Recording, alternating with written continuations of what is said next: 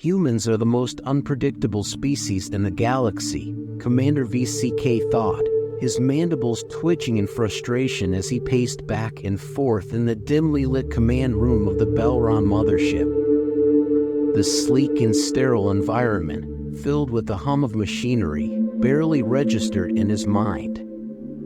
His footsteps, heavy and deliberate, echoed against the cold metal floors, a rhythmic sound that did nothing to soothe his growing irritation. Before him, a large holographic display of Earth hung suspended in the air, a peaceful blue-green orb spinning serenely in the vastness of space, utterly indifferent to the turmoil VCK was feeling. How could such a tranquil-looking planet cause him so much trouble? His yellow, slit pupil eyes flicked to the readout beside the hologram, detailing the latest data streaming in from the surface of the planet.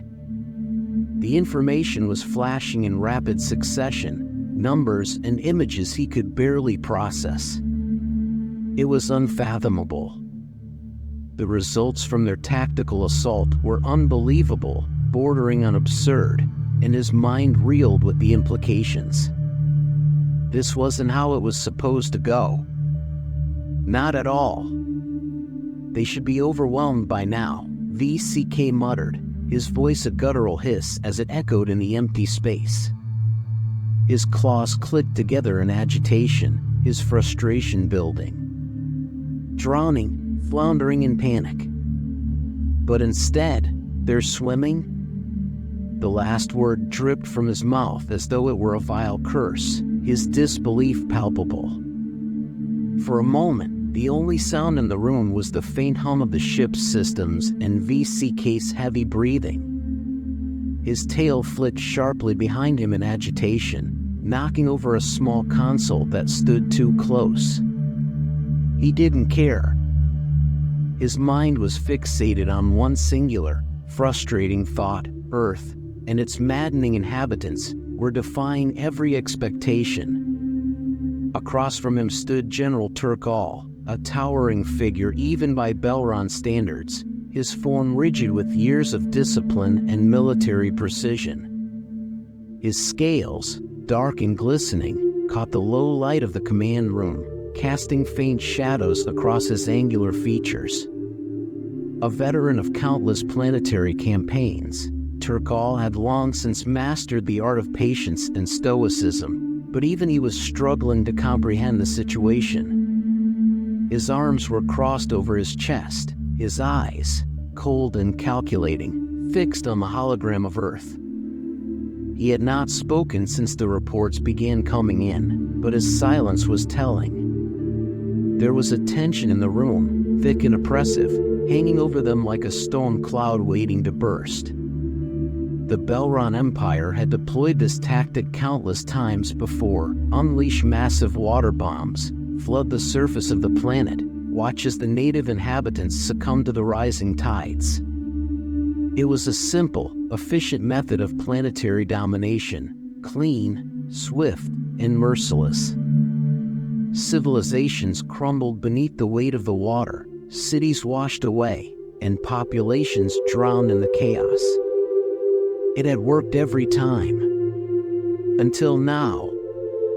"Commander, I don't understand it," Turkal finally spoke, his voice low and gravelly, carrying the weight of disbelief and frustration.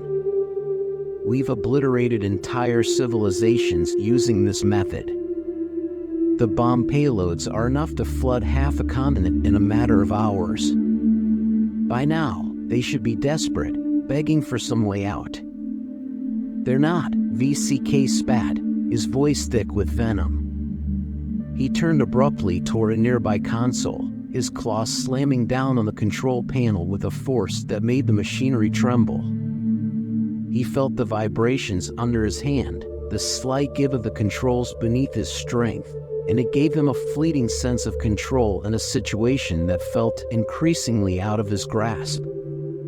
Instead, they're thriving. He all but snarled the word, as though it were some disgusting anomaly that couldn't be tolerated. With a flick of his wrist, the holographic display shifted, zooming in on a specific region of the planet, a human city, or at least what had once been a city. The streets, once crowded with vehicles and bustling with human life, were now rivers of water, the buildings half submerged, their lower floors completely inundated. But instead of the chaos and despair that Belron had come to expect from such attacks, there was something else. Humans were swimming, laughing, boating across the flooded streets. It was as if the floodwaters had done nothing more than inconvenience them. VCK's eyes narrowed as he focused on one particular human, a man in a brightly colored shirt floating lazily by on an inflatable raft, a drink in hand. The human's expression was one of leisure relaxation, as though he were on holiday rather than under siege by an advanced alien civilization. "Is this some sort of joke?" VCK growled, his voice low and dangerous. "No, Commander," came the voice of a Belron scientist from across the room, his tone trembling slightly. He was seated at a station, fingers darting nervously over his controls as he sifted through the data.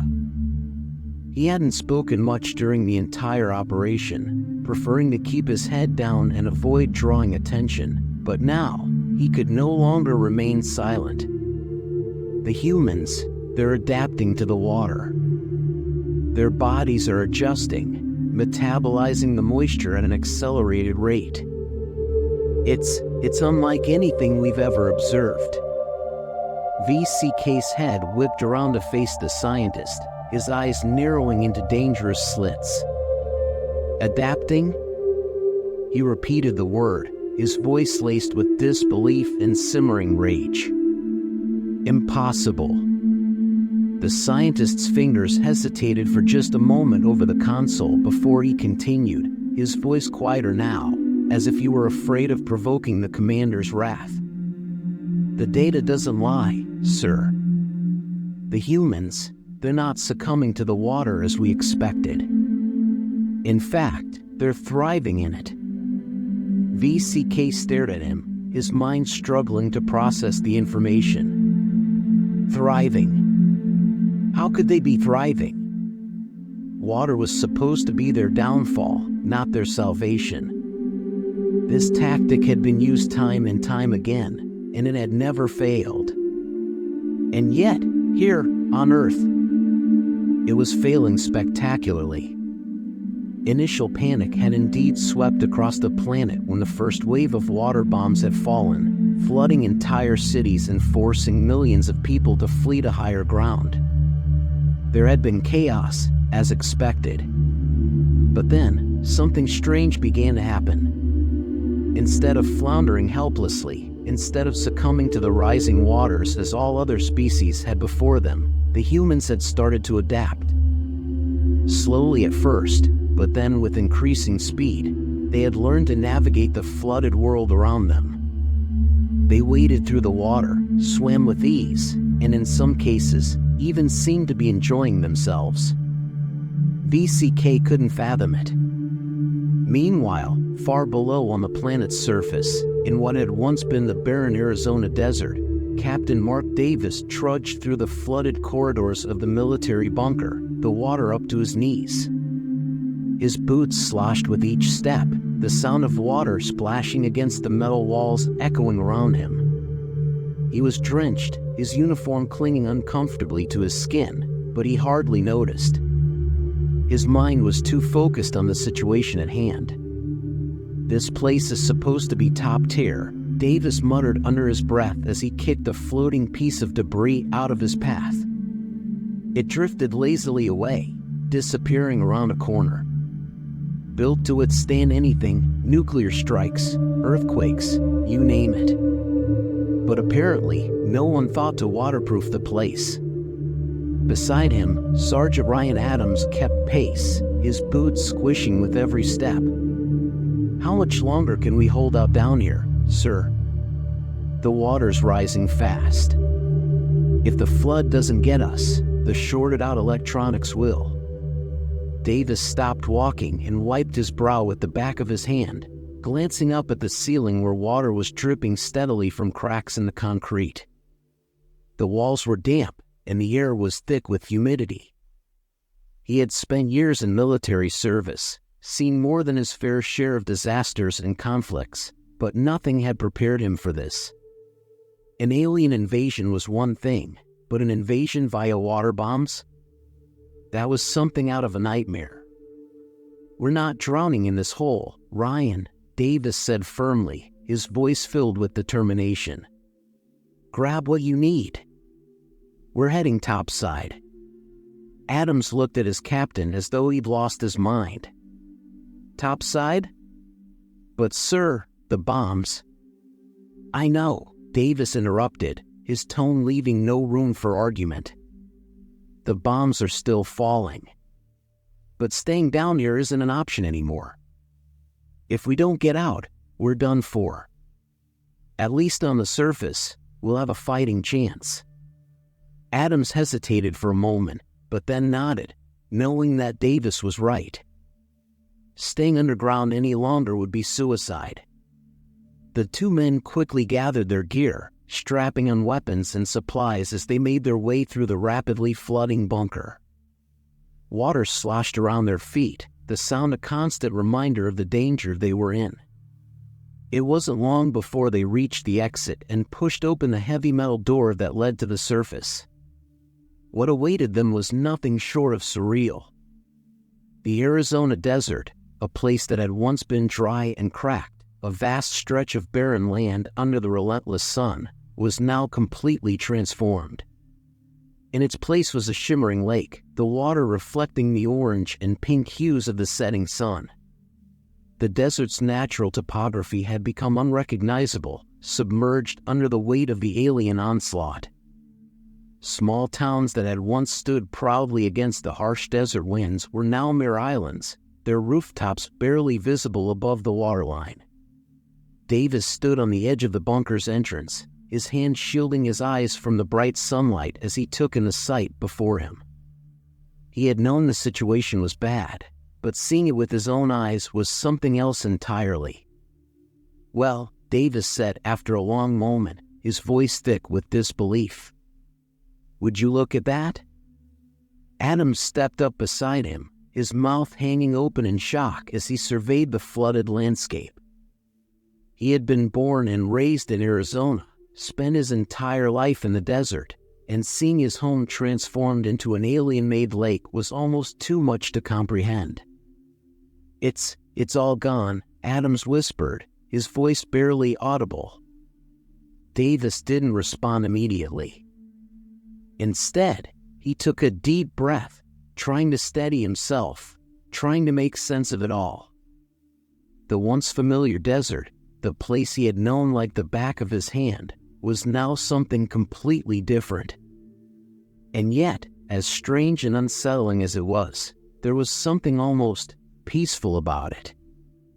The water shimmered under the sunlight, casting a golden glow over everything. The harsh, dry heat of the desert had been replaced by a cool, refreshing breeze that rustled through the few remaining trees. It was a scene straight out of a science fiction movie, but it was real. All too real. "Come on," Davis said, his voice firm once again. "We need to find higher ground. There's got to be some survivors out there." They waded through the water, their boots sinking into the soft, muddy ground beneath them. The landscape stretched out in all directions, an endless expanse of water, broken only by the occasional cluster of buildings that poked up through the surface.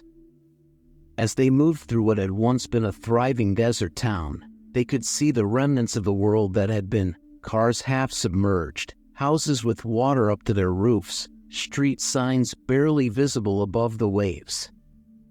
It was eerie, the way everything had changed so quickly. The world they had known had been transformed in the blink of an eye, and now they were left to navigate this new reality. As they approached what had once been the main street of the town, something caught Davis's eye. In the distance, he could see movement, people, lots of them.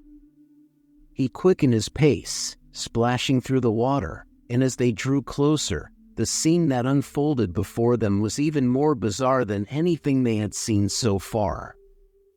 People were out in the streets, if you could still call them streets, laughing, talking, and going about their lives as if nothing was wrong.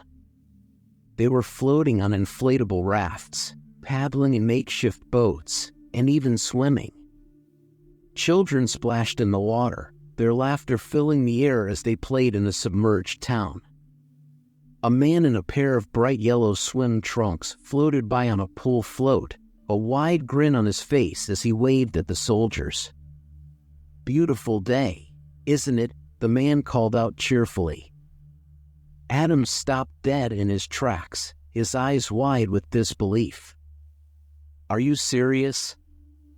We're in the middle of an alien invasion, and people are acting like this is a summer vacation?" Davis let out a laugh, shaking his head in disbelief. "Humans, my friend. We adapt." They continued to wade through the flooded streets, watching as people went about their day, seemingly unfazed by the alien invasion. There was a sense of calm here, a strange sense of normalcy in the face of what should have been a global catastrophe. Fishermen sat on the rooftops of buildings, casting their lines into the new lakes that had formed. Families lounged on the tops of cars, sunbathing and chatting as if they were at a beach. It was the most surreal thing Davis had ever seen. In the days that followed, similar scenes played out across the globe. Reports began pouring in from all corners of the world. Cities that had been completely flooded by the alien water bombs were now bustling with activity. Humans weren't just surviving the invasion, they were thriving in it. Entire communities had adapted to the new reality, using boats, rafts, and any available floating devices to get around. Fishermen in places like New York, Venice, and even Tokyo reported record catches as marine life flourished in the newly formed waters. At first, scientists were baffled by what was happening. They worked around the clock to try to understand why humans were adapting so rapidly to the floodwaters. Preliminary research suggested that the alien water had some kind of chemical compound that was accelerating the evolutionary process.